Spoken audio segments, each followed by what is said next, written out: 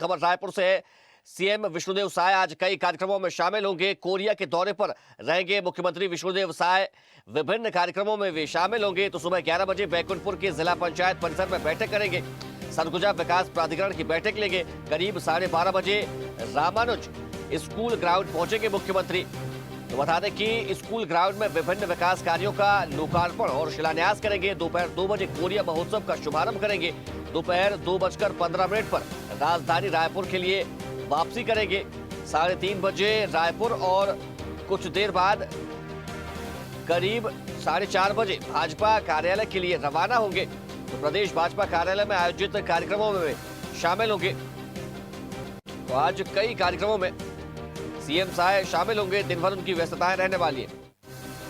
चलिए इसी खबर पर ज्यादा जानकारी के साथ संवाददाता हिमांशु पटेल हमारे साथ जुड़ गए। हिमांशु, सीएम साय आज कई कार्यक्रमों में शामिल होने वाले, क्या कुछ उनके ये कार्यक्रम है? मुख्यमंत्री विष्णुदेव साय बैकुंठपुर और राजधानी रायपुर के अलग अलग कार्यक्रमों में शिरकत करेंगे। जिस तरह से ठीक 10:30 बजे वो बैकुंठपुर के ओड़गी और ओड़गी में जिला पंचायत परिसर बैकुंठपुर पहुंचेंगे। उसके बाद सरगुजा विकास प्राधिकरण की एक बड़ी बैठक रखी गई है, उस पर मुख्यमंत्री साय शामिल होंगे। वहीं उसके बाद रामानुजन हाई स्कूल से सीधे वो कई विभिन्न विकास कार्यों का लोकार्पण एवं शिलान्यास करेंगे। उसके बाद ठीक 2:10 पे कोरिया महोत्सव का शुभारंभ मुख्यमंत्री विष्णुदेव साय करने वाले हैं।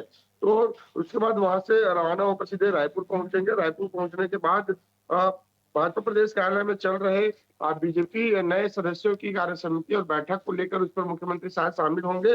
देर शाम 5:30 बजे मुख्यमंत्री साय अपने निवास लौटेंगे।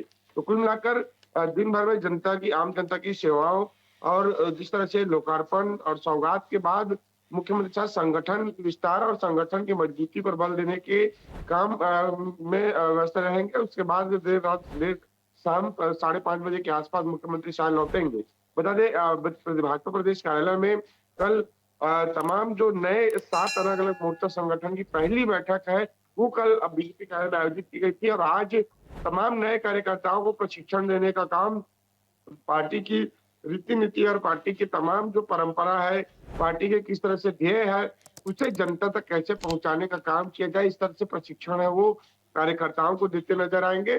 तो आज मुख्यमंत्री जो है बैकुंठपुर के बड़ी सौगात के साथ कोरिया महोत्सव का शुभारंभ और बीजेपी के बड़ी बैठक में शामिल होने जा रहे हैं। जी हिमांशु, देखिए आज सीएम कोरिया महोत्सव का शुभारंभ भी करेंगे। इस महोत्सव को लेकर किस प्रकार की तैयारियां की गई है?